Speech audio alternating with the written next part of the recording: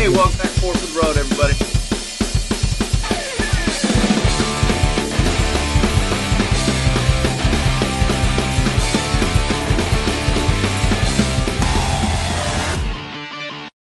Welcome back to Fork of the Road, everybody. This is your host, Punk Rock. We got No Shame Dave, and we got Dirty from the Bikers Lifestyle Podcast. Dirty, how you doing today, man? I'm good to go, man. How you guys doing? Dude, we're hanging in there, even though I'm getting these random videos late at night of like these old men calling me gay. It's cool though, dude. So what's been new with you, man? Hang on, wait. Why are you getting random videos of that? You sent me that video. I did? Of you and okay. Dirty I'm in sorry. the bar calling me gay. Yeah. I feel like you should have went with like, these two degenerates are sending me videos, but now I'm tracking. And I don't know if Dirty's ever met No Shame virtually before, whatever, but I have not. Oh, virtual high five. I don't know what you're doing, but your audio in the basement's amazing this time.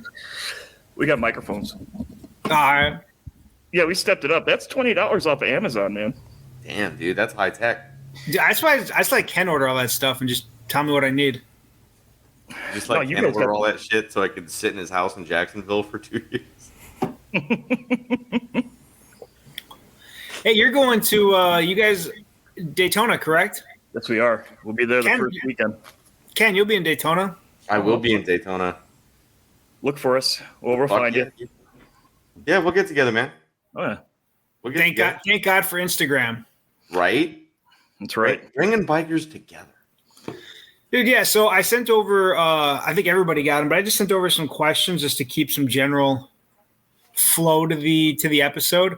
And so, I think we posted the memorial flyer when it first kind of came out a couple weeks ago. But you guys got a memorial tomorrow. Are you getting set up for that? And this is a founding member, right? No, Pops, he's been around forever. He's kind of a local legend. He's this isn't his first MC. I'm not going to spread too much out there on the internet, but let's just say there's an episode of Gangland of his old MC. Okay. So, yeah, so he's fucking well known around here, and basically, he didn't want any more. He's kind of burnt out on clubs, and he got to a certain age, and he used to hang around us all the time. And he's just just always around. The whole biker scene, the whole motorcycle scene, whatever you want to call it. And then he decided, hey man, I'm gonna join you guys in my later years. And he was a member for about 5 years, and he passed away of brain cancer. And yeah, tomorrow's the memorial. What's it like running somebody like that as a prospect that has the background that he did, and then is also like actually old enough to be your grandfather, maybe? We considered his probationary period more like a Make-A-Wish type deal. Like, we didn't expect a whole lot out of Pops, man. We were like, hey man, just show up and be cool. I don't know, man. Hey, man, can you promise? He's like, can you promise not to die behind the board? That's all I'm asking. Dude, it was funnier than shit. We were wondering if we would have to fucking make a memorial patch before we patched him in, man. Stop it. Christ. Dude, this little boy went hard. Like I put together a couple of videos, like TikTok shitty fucking things, and on Instagram. And there's one of us where we got, that big fucking bridge you cross in Indianapolis and you go into Kentucky. Yeah. Well, you always, if you get caught, they catch your license plate to take your picture. Well, I posted, there's a picture of me on one side and him on the other. Dude, we're doing like 100, dude. Like, those cameras are amazing. That was like 3 years ago. You know what I mean? Like, that dude, after his second brain surgery, after they took the second brain tumor out, 4 days later, he was out riding around. God damn. You couldn't stop it. He had half a lung removed. And he was at the next open house with a fucking oxygen tank smoking. He was the toughest cocksucker I knew. He had more. I mean, I don't know how many fucking heart operations this guy had. A lot. I don't even know how much of his heart was still his. He's got half a lung, half a heart. His brain's been cut twice. Yep. Yeah. And yeah, he fucking, dude, he has eaten the most mushrooms I have ever seen anybody eaten ever. Like he just, and it's like, Jesus Christ, dude. Man just went hard in the paint. I just feel Forever. so. No Shame is usually like our tech guru that makes all like the good like mashups and stuff like that. I feel like that beginning quote about Pops with like the scene from Old School, like, where Will Ferrell's yelling at him. Mhm. I thought you were going to go a different direction with that. I thought you were going to say No Shame is usually our guy that talks about mushrooms the most. But yeah, I can do a mashup. It'll take 8 weeks, but he'll get that. He'll get it. No, it only takes him forever if I ask him for it. You just did. No, like for me, but if it's for the page, it's faster. So yeah, you got the memorial tomorrow. What at 2:00 till whenever you kick everybody out, eh? Let's be honest, it's 2:00 till Sunday. That's what's going to happen. It always happens. Yeah, I was talking to some of the guys, and it sounds like we'll be down there too. So obviously, we'll be seeing you tomorrow and stuff like that. So the next question that I sent over, and I thought it was kind of a good segue to talking and telling having you share stories about Pops is kind of, what's it like leading a club through loss? You guys have, suffered this, less than a year, a couple of significant losses. What's it like being a leader in charge and helping the club with that? Well, with Pops, I mean, we all saw that coming. I mean, he was given 6 months to live 2 years ago. We all knew it was coming. And, I don't know if you've ever been around somebody who's had, like a brain issue. I mean, there's warning signs for months ahead. And right there towards the end of Christmas, I mean, he knew who you were, but like you had to remind him your name, that's that type of deal. So we knew that was coming. With Chop, man, that was a motorcycle accident. I mean, and he was a head honcho. So when he went down and got all fucked up, I mean, that was a rough one because nobody saw it coming, especially, I was a VP at the time. So, you know what I mean? Now here I am. And that one was rough. And just trying to keep everybody on the same page, like we had our biggest run the day after he got into a motorcycle accident, and we still threw it. We still had it, Yeah, I remember that. Yeah. So just trying to keep everybody on the same page, make sure everybody's, doing their jobs, making sure everybody's not going off. Cause I mean, it's a motorcycle club. Like we actually give a shit about each other. You know what I mean? I'm not saying that other organizations don't, but we actually do. So, I mean, you feel this heavy loss, but at the same time, he died on Tuesday and we had his memorial on Sunday.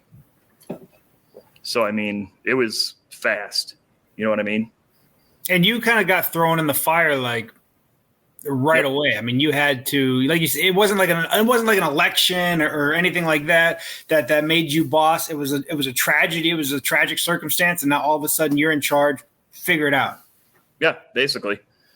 But if you're not willing to step up to the plate, don't sit on the bench. You know what I mean? What folks that might be listening to this or whatever, give them what's a lesson you learned? What's a lesson learned from that? Something that you took away from it. Dude, be as humble as humanly possible. Don't expect to not make a mistake because you're gonna fuck up 10 fucking times. You know what I mean? And it's just it's always little stupid shit you never even see coming. You know what I mean? And like we ran out of food. You know what I mean? During his memorial. But I mean, we had I don't know how many pounds of meat and other shit. But when you get 500, 600, 700 people showing up, it's how do you prepare for that? Yeah, and Ken and I are kind of, we're not important, but like you having to be a leadership role for that. No Shame, he's served in leadership roles, serves in leadership roles, and really had to help navigate clubs through difficult stuff of all sorts of circumstances. He's got us on mute right now, but he knows I'm fucking talking to him. I don't know what to. What, you want me to just talk over you? I'm waiting for you to finish, jackass.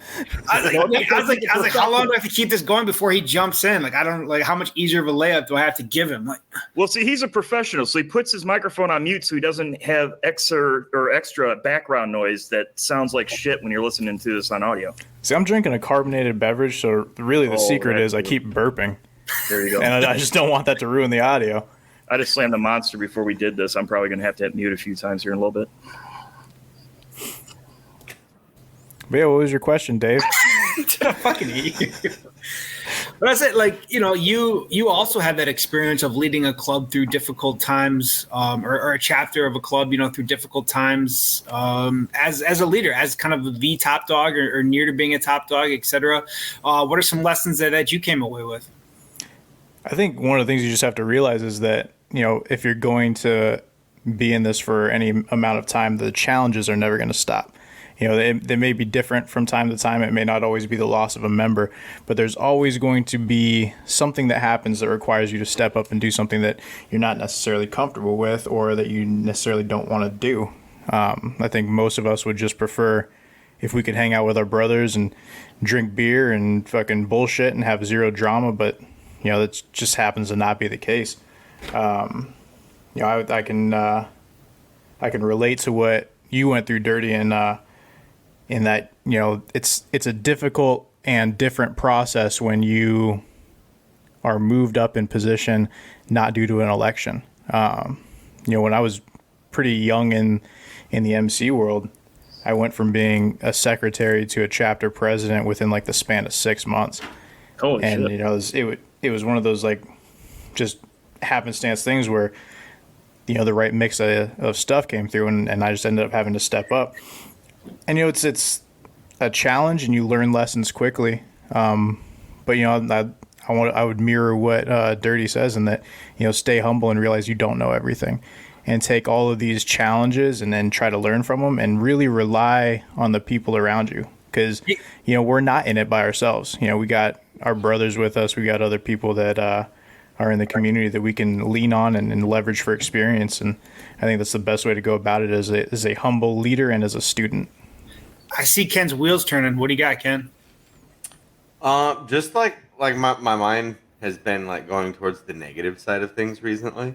So, I wonder if or how you kind of deal with the brother that lashes out through whether it's anger or anything else, because he's upset with the loss of his brother, and now the president has to make a hard call. How do you deal with that? Like that's kind of a rough spot, like to have that kind of thrown in your face, like as if to say like you're benefiting from the loss of your brother. Well, yeah, no, there's definitely growing pains, and there's guys that we don't see eye to eye right away, and you try to take the approach where you try to talk them like, okay, well, what would you do? What do you want me to do? And to see if there's some sort of common ground you can reach. And sometimes there isn't. Sometimes it's you got to draw a hard line and say, dude, fuck it. This is the way it is. And, you try to remember they're your brother, but at the same time, you got to remember you're the one that's ultimately in charge. It's ultimately your head on the fucking chopping block if something goes sideways. I mean, it is what it is. You just sort of got to deal with it, let them know that it's not personal. There's nothing, that I'm trying to do that's to benefit me. I mean, I'm not going to get too deep into the weeds, but yeah, I've actually taken power away from myself, changed some things around because, there was things that I always saw coming in. I was like, man, I don't know if that's quite the way I would want to do things. And then when I brought it up, people were like, yeah, let's change some things. So I've actually taken power away from myself, as far as like, certain executive orders type things. So, most of the guys are cool with me, but yeah, every once in a while you get that one flare up where it's like, that's not how we do it. Ooh, I heard the rumor that we love club business. So who's the one guy that gets mad at you? No, I'm just kidding. Oh, Miho, for sure. Oh, damn. Oh, yeah. Oh, damn. Dude, we've almost punched each other several times, and that's not even, dude. We have podcasts where me and him are on a podcast. Well, he likes to drink too, and he'll get all. That's why I like him. Oh, I know, and yeah, dude, it's like common brotherhood type shit. You get a little liquored up, and next thing you know, you're about ready to fight, and then next thing you know, you're the bestest of friends in the whole wide world. Yeah, that happens all the time. It's Miho. It's funny that you say that you took some of your power away because, like you said, this is the first time me and Dirty have met virtually, and I'm finding like a lot of similarities to our stories because the first thing I did when my whole situation happened is I abstained from the next election. I think we held our elections like maybe 2 months after that, and I just declined any nominations for any leadership positions.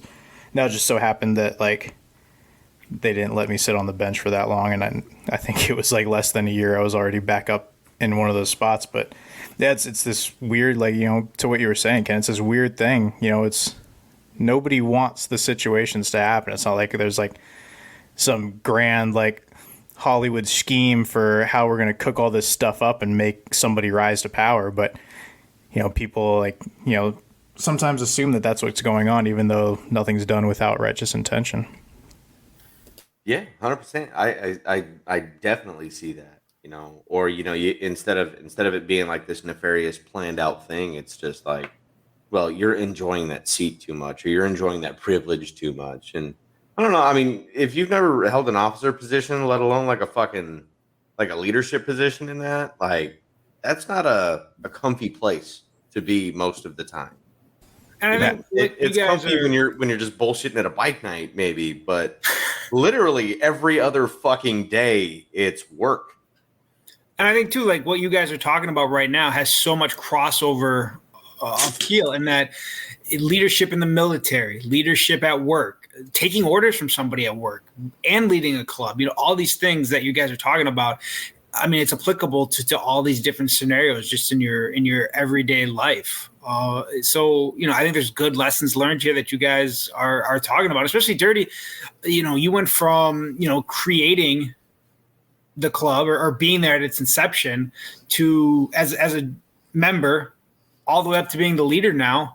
You know, what are some lessons you've seen in that? Not just having leadership like thrown on you and adjusting on the fly, but just, I mean, we're talking almost, not talking to talk club business, but almost a decade. What have you kind of seen? Well, the club was well on its way when I came around. I mean, they were around for a good 5 years. I know you fucked that. Yeah. Way to do your research, bud. But anyways, it was still relatively new. And, you know, you see things like, every club thinks that they do things totally different than every other club. You know, I don't care how those guys do it. This is how we do it. The more I've been around, the more I see everybody does the same shit all the fucking time. Everybody has the exact same problems. You know, I guarantee you there's not a club out there that doesn't have a member that drinks too much and gets out of control and gets into fights in bars. I guarantee you that happens. I guarantee, well, unless you're like in a sober club, who wants to be one of those? It is what it is. I mean, everybody's got that one member that talks too much shit. You know what I mean? It likes to just be the thorn in everybody's fucking side. And he does it just, I don't know why. People are just like that. Everybody's got that problem.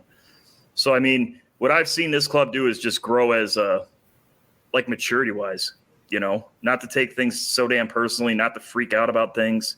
Just do your job. Shit'll blow over. Calm down. We're fine. No shame. That's your cue. My fucking cue to what? You're the interviewer. God damn. Every time you're drinking a sody pop, you gotta fucking throw me under the bus. You're the one that also parallels that journey. Okay. Oh, my bad. Yeah, you know, going back to what Dirty said, it's like everything's the same for me, and I agree with him. He wasn't paying no goddamn attention. I was getting a phone call, so yeah, you're right. I wasn't paying any attention. Check the fuck out. You know, Dirty started this show. What is it? 19 minutes ago, with a full glass of Beam or whatever it is in there. Who's not paying attention now? Is Jameson and Ginger, you dickhead. I mean, I wasn't paying attention before we started recording, if it makes it better. And now he's almost done. And I am a big fan of people who drink like that. You're my hero, sir. Thank you. I'm also worried like you when I grow up. That. So hey. Also, if you do run into Dirty, and I hope you do, and his dudes, and get a chance to meet somebody else from Wisconsin and see a Wisconsin vibe. The only thing I ask is from Dirty and his crew, please, dear God, don't kill that man. Okay, he's still got a career. He's still in the military. He drinks light beer. All right, just take it easy on him. Okay. Hey, it's fine. We'll be fine. Yeah. His wife gets mad at him easily.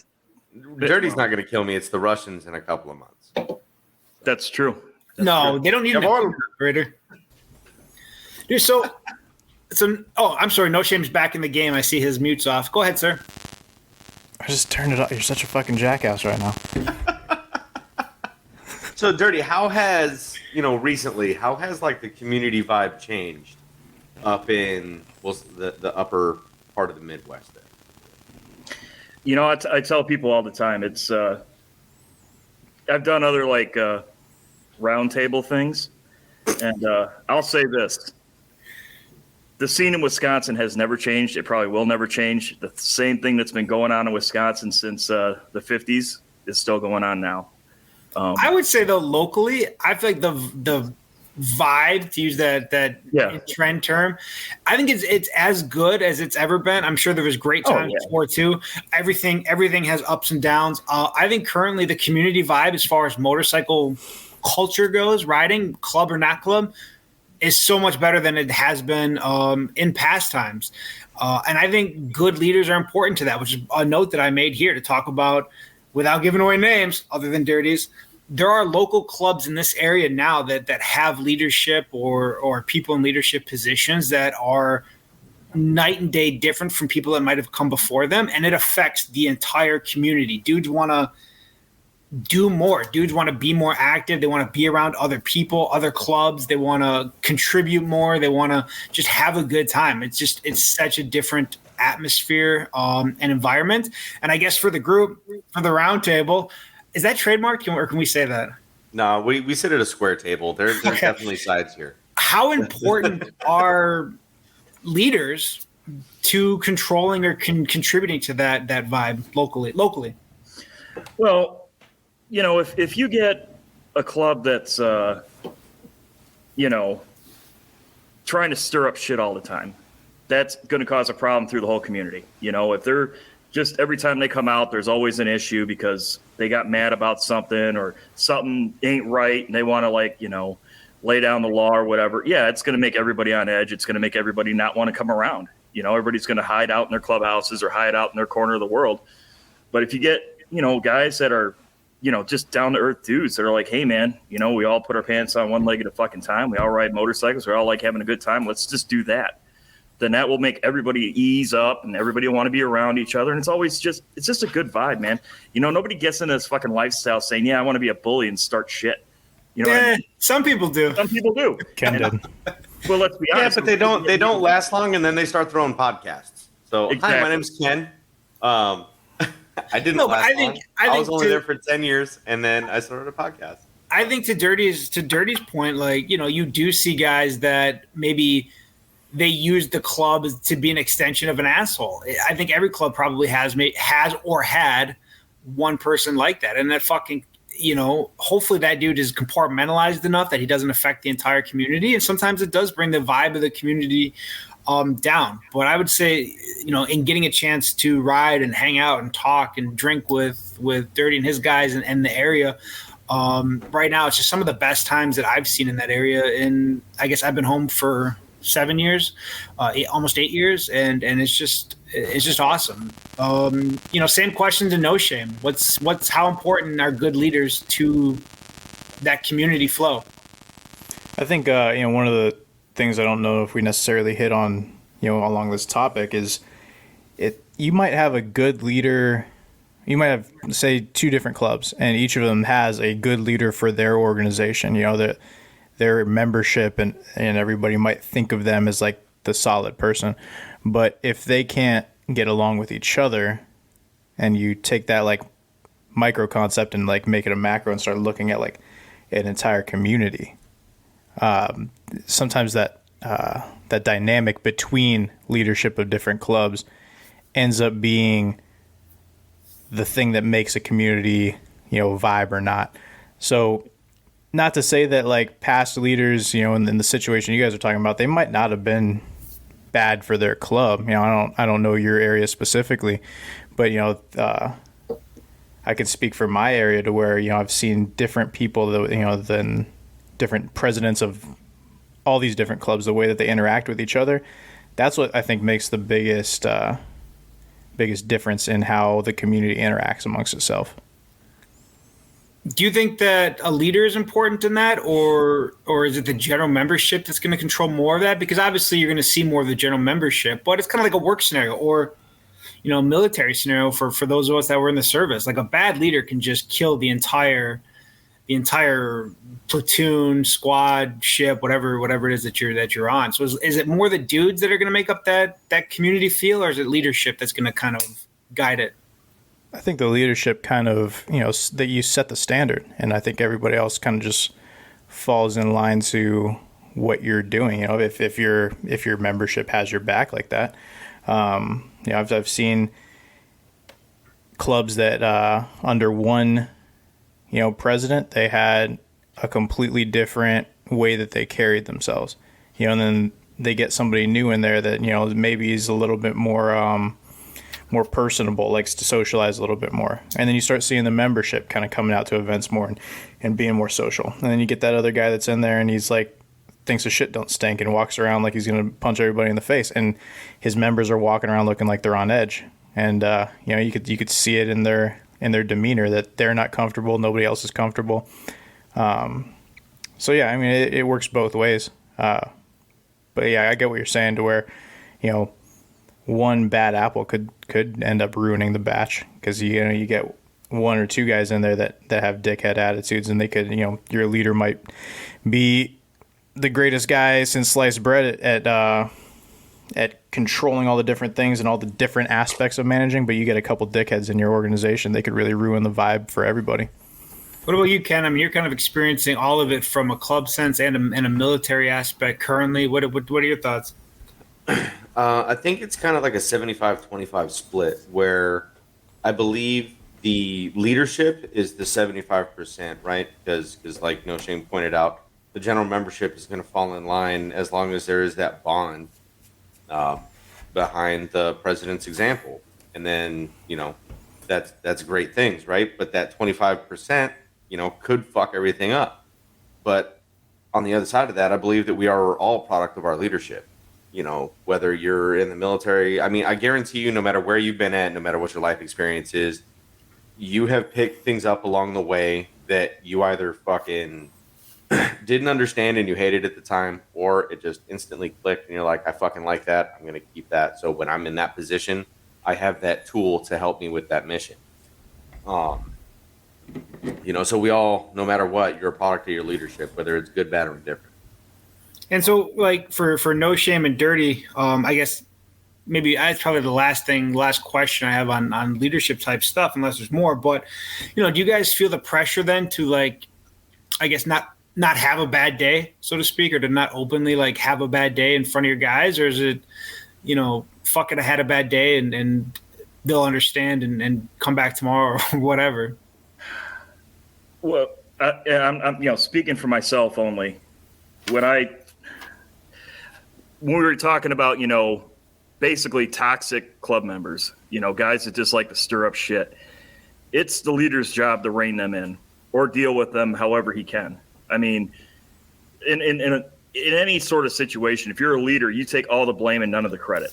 I mean, that's just how it works. I mean, I like that. That's good. I like that. Well, it's, if the club's doing amazing, it's not because I did anything. It's because all the guys did shit. And you can ask anybody, that's the way it is. But as soon as one thing is fucked up, it's my fault for not catching it. It's my fault for not taking care of it. And I should have fucking been there. As far as having a bad day, I mean, I'm not supposed to. I mean, I do. There's times. I mean, I've heard other podcasts, where guys are like, well, if you're a president or whatever, you can't get all fucked up and you can't do any of this. I have pictures of me passed out on the fucking couch upstairs, I mean, granted, it was just us and we were throwing like a little private doodad for Christmas, and it was just family members and shit. And we're just fucking, hanging out. But yeah, I mean, I'll get shitty drunk. I don't give a fuck. But I don't do it in public, I mean, shit, I broke up 2 fights last weekend. You know what I mean? Yeah, you should have hung with us. But I can't take you guys anywhere. Dude, well, anyways, long story short, we ended up at a titty bar. But yeah, I mean, it's, if you're president, man, you always got to be the one in the room with the most answers ready to go. You know what I mean? I can't say I don't know and expect somebody else to cover my ass. I mean, I could say, hey, I don't, what do you think? You know what I mean? I can do that. Or I could say, hey, man, I'll find out real quick. But I can't just throw my hands up and go, it's somebody else's fucking problem. I think you would hope that the people whose natural demeanor is to carry themselves in a way that people trust what they're saying, and they don't come off as they're out of control, and and they carry themselves as a leader. You would hope that those people are the ones that end up in the positions that you want them to be in. Like, I don't know, for me, even just in times where I was just a regular member, I tended not to ever want to get to a point where, I needed somebody to like walk me out the door. And that's not to say that I haven't had my moments. That I think everybody that parties from time to time gets there. But, for the most part, I'm usually pretty composed and don't really get too fucked up out in public. And, just like Dirty was saying, like there's a way that you carry yourself out and about, and then there's a way that you carry yourself when you're just around your brother. So to say no bad days, that's unrealistic. But, put your big boy pants on and compose yourself and handle yourself in the moments that you're required to. And then, if you're not in a situation where you can have a bad day in front of your brothers, then I think you're not in the right setting, because you don't really have brothers if you can't show vulnerability to them. So, like, I have moments of weakness, and I lean on my brothers to help me through that. But if you see me out at a bar in public, I'm not going to be sitting like leaning against the jukebox crying to a Neil Diamond song. I feel fucking attacked. Only in the clubhouse. Only in the clubhouse. So, do we need to pause real quick for you to go get another 16 fingers of JMO, or are you good? I'll be fine. No, I'll be fine. The shakes don't kick in for another couple hours if I don't drink, so we'll be fine. Oh yeah. We got plenty of time. Yeah, we got plenty of time. Yeah. Ken, I saw the wheels turning there. Ken, what do you got? No, I just it's God. I think we're all just on the same page, and it's just like a fucking game of telephone in front of each other. I believe that leaders don't get bad days in public. So like to use like Navy terminology. So like me as a leading petty officer, I don't get to have a bad day in front of my troops. But when it's just the first class mess, like people that are in my peer group, my pay grade, whatever, that's when I can kind of let my hair down a little bit. You don't have any hair. What little is left of it. I can let my hair down a little bit, and I kind of like, guys, hey, look, like I'm having a rough fucking time with this, and I can open up and do that. And then, but as soon as we leave the mess, it's my game face is back on, and I'm smiling, I'm shaking babies, and I'm kissing hands again, and we're getting everything done. And it has to be that way. And this is fucking family. If you don't have that kind of relationship with your brothers, you're doing something wrong, in my opinion. I could be way the fuck off. I'm just some clubless fuck. But if you don't have that kind of connection with your brothers where you can be vulnerable, like No Shame said, you can't be authentic with them, then what the fuck are you doing? All right, I got it. So I was doing this other roundtable thing, and the question came up: how do you deal with an unruly member if he challenges you, this, that, and the other thing? And my answer to it was, well, if you're to the point where you got to start punching him, then you've already fucked up, because you shouldn't have to fight a guy to get you to get him to do what you want him to do. Because if you're trying to lead people and they're not following, then you're walking by yourself. You know what I mean? Yeah. So in my opinion, you should always work together as a crew. You know what I mean? Or everybody should try to be on the same page, or you at least should try to get everybody on the same page. I mean, granted, there's going to be times where you butt heads, but if you have to physically, get into, shit with somebody because they're that upset about what you're doing, then maybe you need to take a look at yourself and look at what you're doing and figure out what the real problem is. Maybe the club ain't for him. Maybe he's overreacting. Maybe he doesn't see something that you see, and you just got to show him. You know what I mean? I got there once. Yeah. But I blame it. I was watching the show Locked Up for like a week straight. I was watching Locked Up on like A&E, and there's all this stuff about like you can't let somebody challenge you in public. And we were in church, and the guy was like mouthing off and kept staring me down, and I was like, we're on the cell block floor right now. I can't like let this motherfucker just be bowing up on me. Man, thank fucking God you weren't watching Oz then. I've never seen Oz. What's the joke? So Does somebody get fucked in the ass? I feel like somebody gets fucked in the ass. It's like Sopranos in a prison. I've never seen it. I've never even heard of it. And it's like a crime drama in a prison. But yeah, there's a lot of like rape. A lot. Fucking There watch is- that next time. So next church is going to be real fucking interesting. Bring the condom and lube, boys. We're going to Pound Town. No Yeah, shame what? is taking on a whole new meaning. Yeah, but I think something that Dirty said, other than before we got into Oz, was Sorry. Dave's talking frozen? about. We didn't hear anything. Can you hear he me? Can you hear me now? said. Good. There he is. You can hear me. Good. All right. So, like talking about this round table and talking about this example of, how talking about, punching somebody and getting it to that level and all this, even some of the different leadership stuff we've already covered. For some of the critics that say like, oh, you can't learn about a motorcycle club on the internet and that's club business and stuff like that. Like, there's a difference, and most people with critical thinking skills understand that like this is good advice that somebody that's either thinking about a club or is in a club could listen to, and it's not going to change.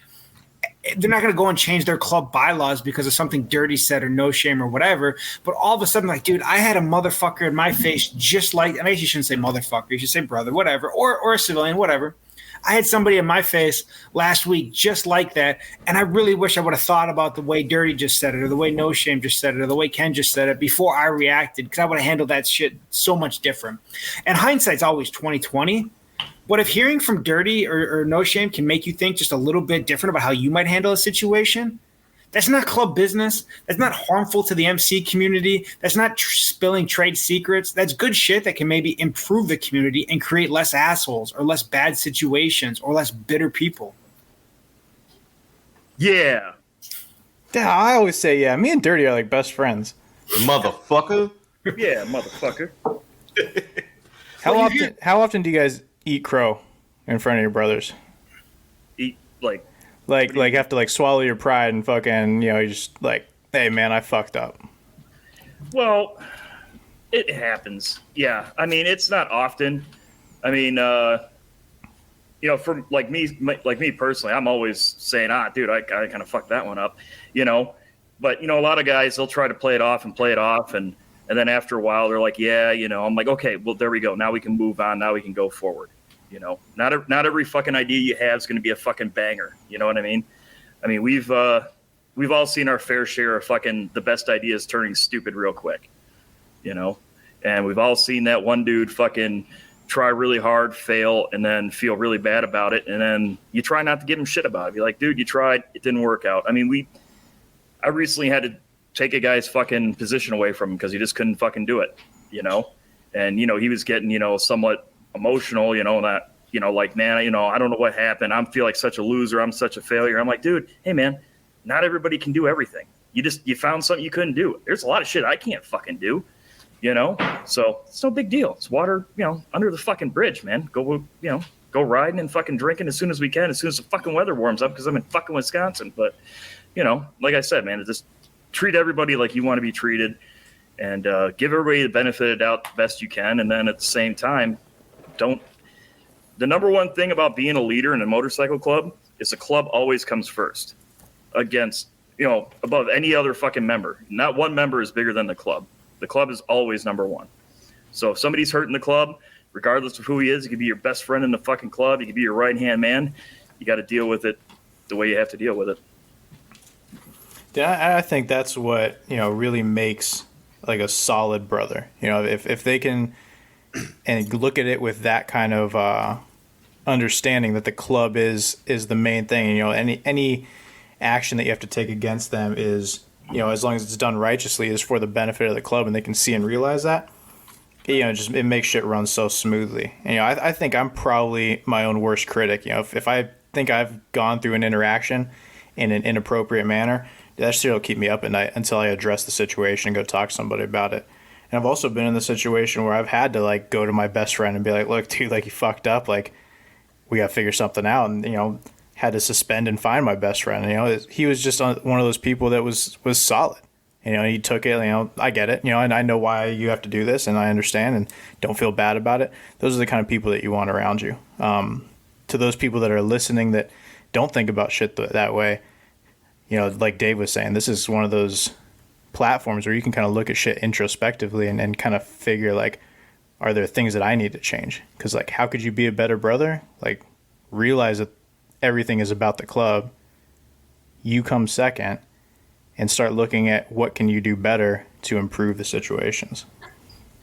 So I got a question for you on that. Do you think that there's more people in the community that, own up to it and be like, yeah, bro, I understand why you're doing this, and I fucked up and I'm going to try better in the future? Or do you think that there's more people who are on the other side of that, where it's just like, well, what the fuck are you finding me for, and try to bring up other people's faults to try to either circumvent their punishment or anything else? I think the majority is probably going to be righteous dudes that are willing to take it on the chin, and then that's, I say that because I love the community. I love the culture, and, I'd like to think the best of it. And to my experience, a majority of the people that I've run into have been solid individuals, solid men, but that's not to say that those other people aren't there. But, what is our job as, leaders in the community to do other than build people up and point out like, hey, this is a bullshit trait and this is a better way to do it.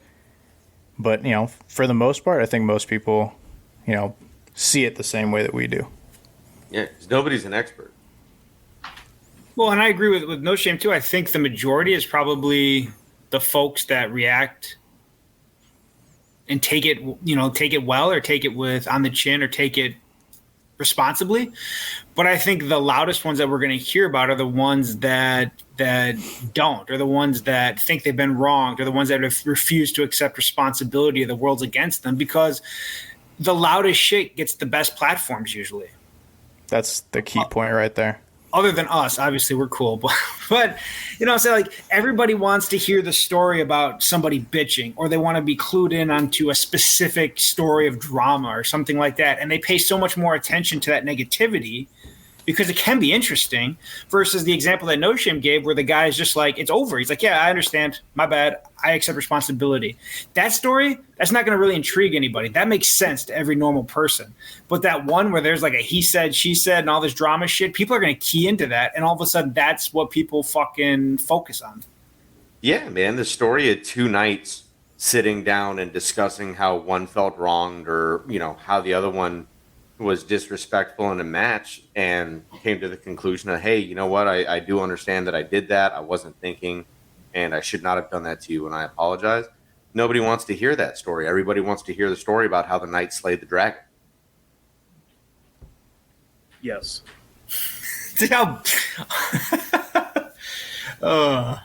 So talking about podcasts and shit like that, and platforms and loudness, for the Bikers Lifestyle first of all, I feel bad that we never get Tank on, and I hope Tank knows it's not personal. I just know you more than I know Tank. I have easier access to you, but you guys have had a bunch of good guests on lately. The one with Vito was really good, but the one that I focused on the most was Renegade Babes and Sassy Pants. And I just had are you guys switching to that performance motorcycle scene now, with like, you're going to have the white kicks and the T-bars and everything else?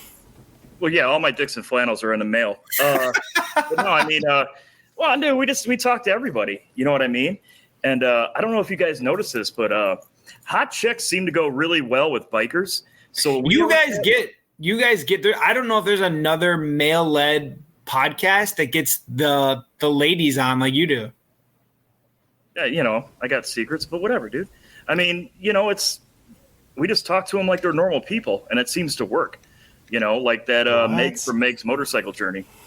That fucking chick. You know what I'm talking about? Did she appreciate that fucking chick? Is that how you intro it?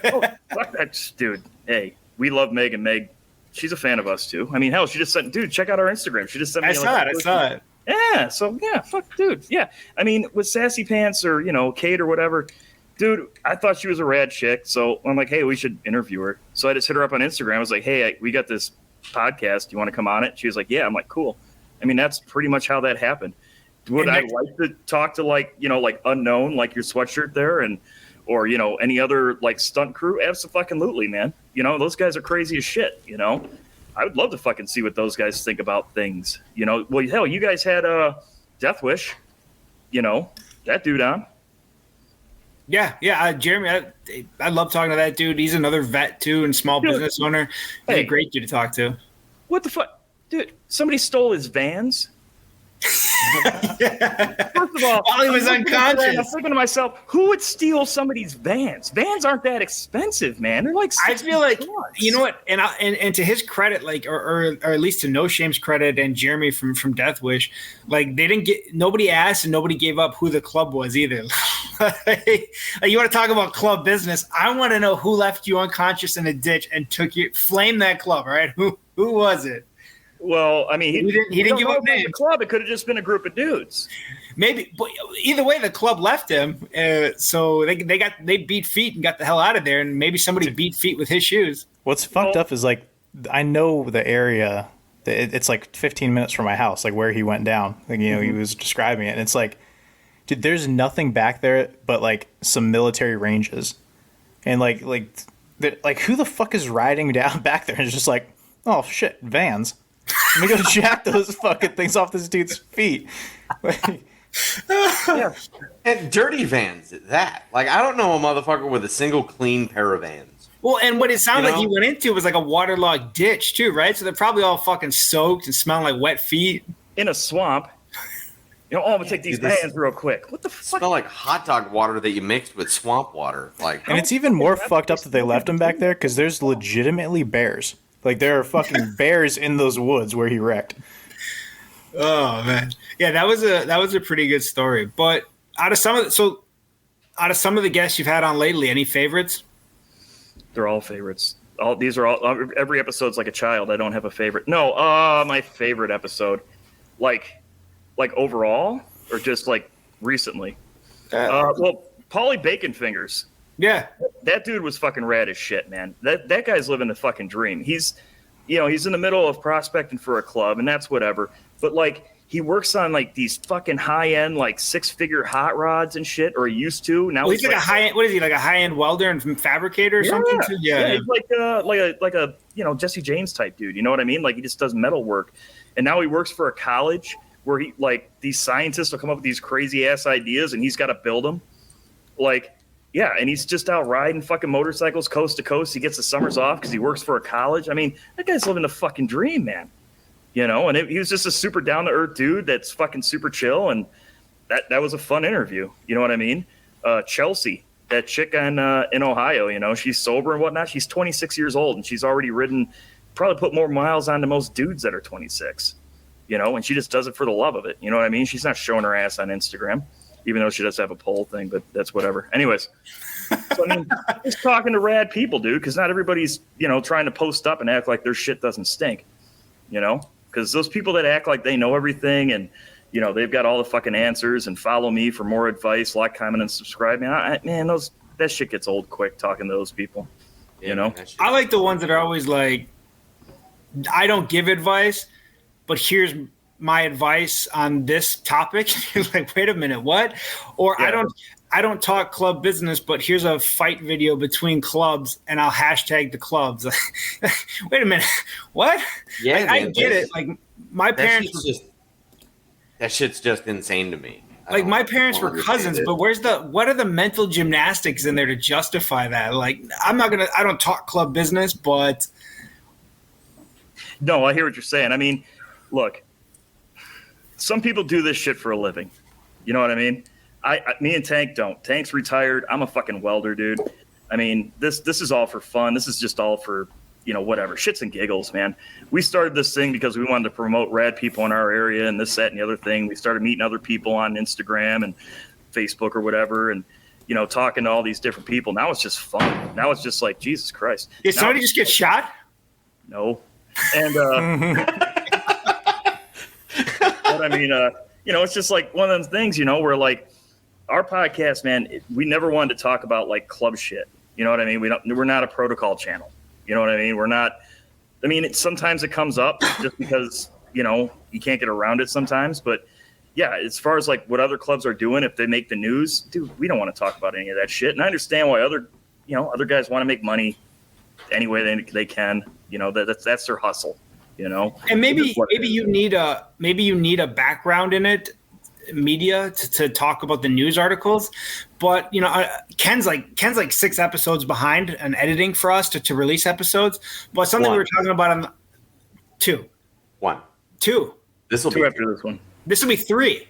Oh shit!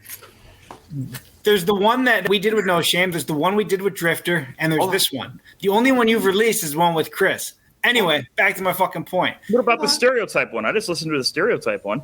You guys did. That's the one with Chris. Oh, okay. Yeah, so he'll be 3 episodes behind. Dude, shit happens, man. But my point was, before we were so rudely interrupted by Ken, is that Don't use my lines, motherfucker. No. So, I got a question real quick. How come can I finish my goddamn thought? Oh, Jesus. Everybody gets the trophy. Go ahead. Fuck. So what we were talking about yesterday was that, fine, maybe you do or you should have some sort of prior experience if you're going to talk about new stuff. Maybe. But if you're just going to talk about the culture and what you love about the culture, the good, the bad, the ugly, the beautiful, whatever, you don't even have to be in a club. You can just appreciate motorcycle club life, motorcycle culture, motorcycle riding, and have a fucking opinion on what you think could be better, what you think could be worse, what you love about it. Like, you don't have to be a diamond holder. You don't have to be a 20-year member. You don't have to be a national officer of an overseas club or you don't have to be in the Iron Order. Like, if you just fucking love the culture, there's no reason you can't talk about it, because there's plenty of ways to talk about it respectfully on both the negatives and the positives. And that was what we talked about the other day. That was kind of something I thought was in line with what you were talking about. And see, I think we should encourage that more from people that don't know what the fuck they're talking about. Talk to these club guys that, and just do it respectfully. Be like, hey, look, guys, I see this happening. I don't understand it, and therefore I'm kind of against it off rip. But, help me understand things, right? Not a whole lot of this lifestyle is a fucking secret. Okay? I promise you. If you go up to a fucking biker, you go up to a club guy that you have some sort of rapport with, and you say, hey man, I saw this happening. What did that mean? I guarantee you it's not as nefarious as you fucking think, and they'll fucking tell you about it. All right, now what was your thing, Dirty? Well, I was just gonna say, you guys have been around for a minute now, and you guys are fairly popular. How come you're not sponsored by Memphis Shades? Seems like every other fucking podcast nowadays is sponsored by Memphis Shades. Well, hang on. Whoa. That's a lot of shade you're throwing.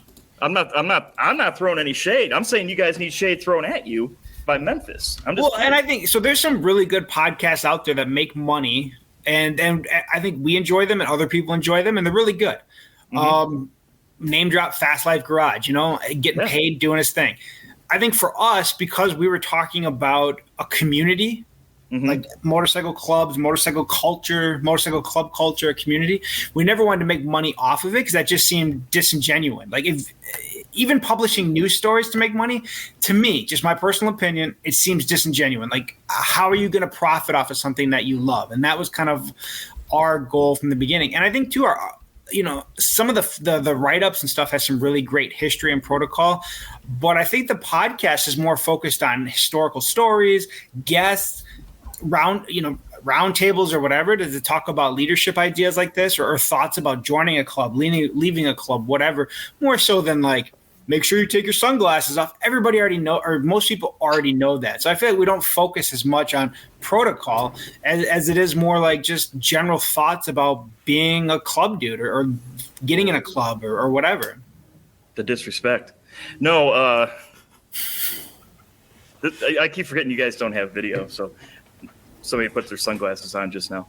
We're doing it for you. What's that? We're here to humor you, not other people. Fuck everybody else. We just want you to have a good time. Well, hey, I'm always trying to have a good time. I don't take this shit too seriously, man. It's just the internet, dude. No, I like I said, man, I don't have a problem with people making money. If you can get paid for doing, because this shit isn't free. $20 Amazon mics get expensive, But I don't got a problem with. Hell, me and Tank would love to have a sponsor. If like Roman. We use their products all the time. That's right. If they're listening, and we know they are, hit your boy up. You know what I'm saying? Get it? Get up? That's dirty at the Bikers Lifestyle Podcast. Hey, careful giving out his email address because somebody the other day said the feds love to listen to these podcasts. Like, Yeah. This is where they get all their information from. there is no fed listening to this podcast right now or when we release it. And if they've ever listened, after they got through episode, I don't know, 3 or 4, they're like, fuck it, these guys have nothing, on to the next serious thing. So I don't know if it makes you feel better at night thinking that the feds are listening to your podcast. It's your world, and you can tell the story how you want. But to pivot off of that, also No Shame corrected my grammar in the comment box, so I appreciate that. It's very nice of you. The same guy that was talking about the feds listening to podcasts, he said disingenuous wrong too. So I just don't want you to fall into that category, you know? Yeah, but man, you can't just line us all up in a row and just demonize all of us, man.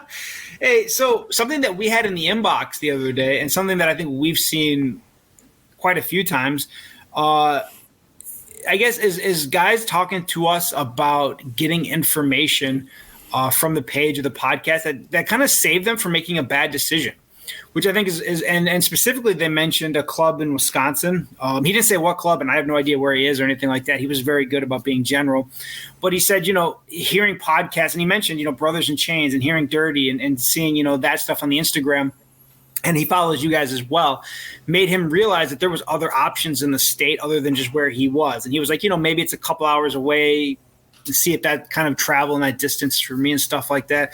But just hearing other people talk about their areas or their experiences made him realize that maybe where he was at wasn't going to be a good fit for him. And he stopped he stopped hanging around and stuff like that. He's just like, thanks, but it's not really my jam. And we've heard that countless times before. And I think that's more important. And that's what your podcast, your thoughts, having you on our podcast, that's, I think, what the best appreciation, I guess, or whatever. If you're going to pay me, I'd rather be paid in dudes saying that, they thought of something differently, or they made a good choice, or they made they stopped making a bad choice because they learned something that they couldn't see in their current situation. No, I hear you, man. You don't want this to turn into a job. You know what I mean? I want to get paid. I'd rather do this than like what I currently do. Or like when I retire from the military, I'd much rather do this for a living than like I want to fucking like I would much rather live like next to Dave and then just do 3 or 4 of these a day, make a living off of this, and then just go fucking ride and hang out and have a grand old time.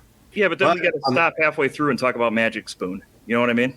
Yeah, but hey, on the other, you record all of that previous, and then you just send this all to No Shame because we're gonna cut him in on it, and then we just have him edit it in throughout the episode. But I mean, but on the flip side of that, though, if somebody wants to pay me in free beer and laughs and the fucking like, hey man, thanks for what you're doing for the community, I'm all for that. I also wear a size 2021 Road Glide in a Fab 28 short pro pipe.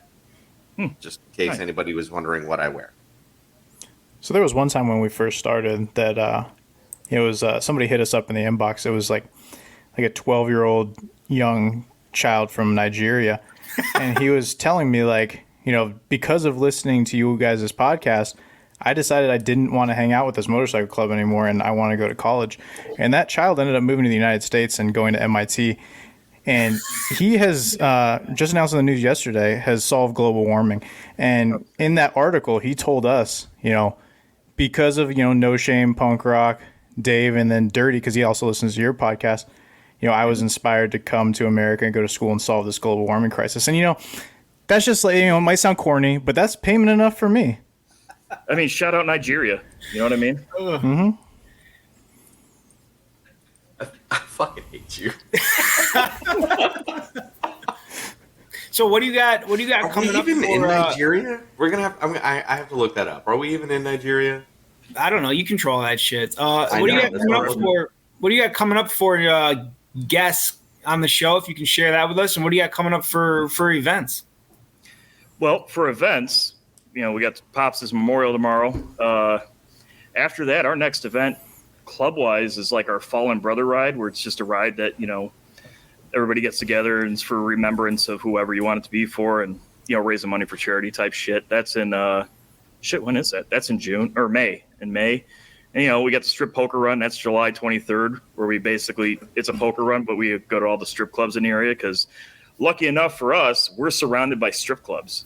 So, And they're all within nice riding, so it's like it's not a short. exactly. It's a good route. You are 45 minutes from strip club to strip club, no matter where you go. It's fantastic. There's like 5.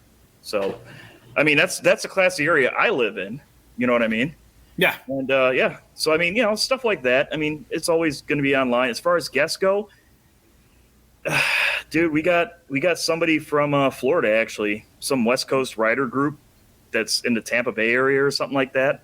What? That doesn't even make sense. How are you gonna be West Coast in Tampa Bay? It's the west side of Florida.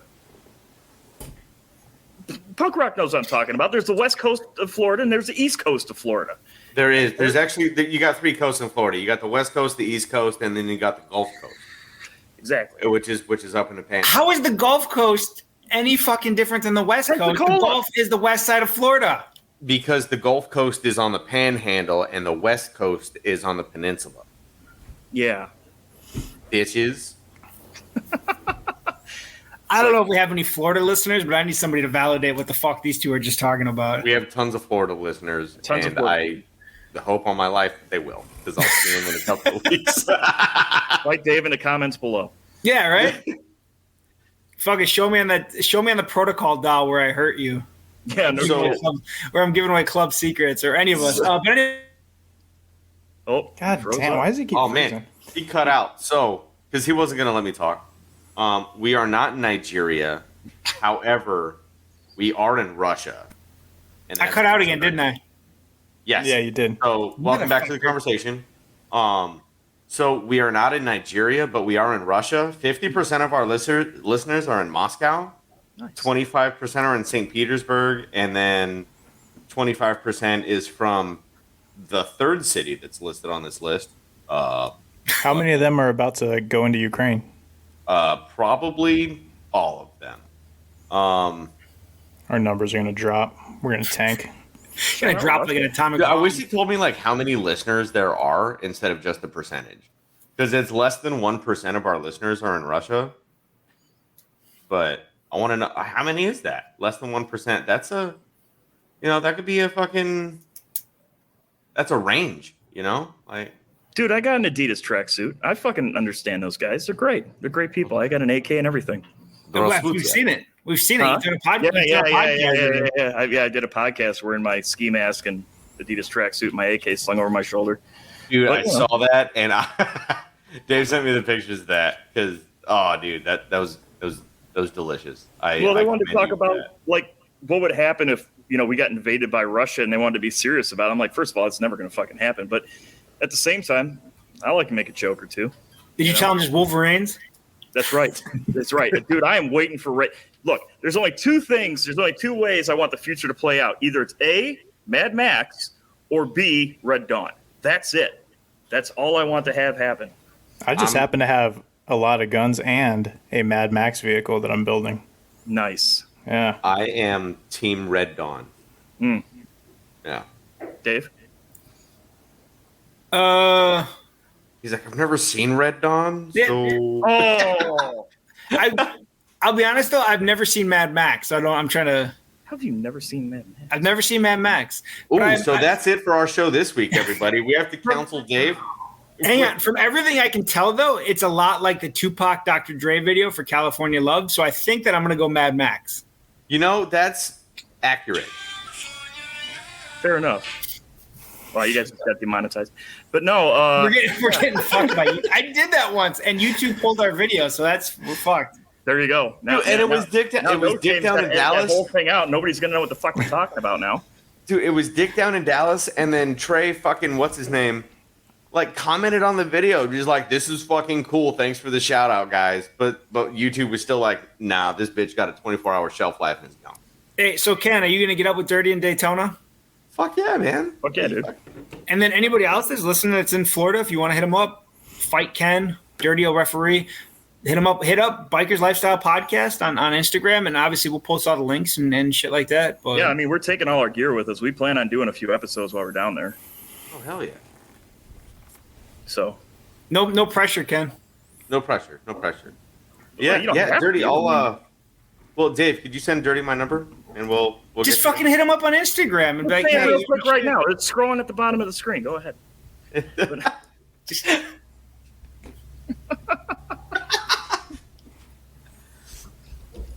Dave you is the guys, you, worst. hey, wait a minute. Here's one for No Shame. You guys are incorrigible. All right, now correct me.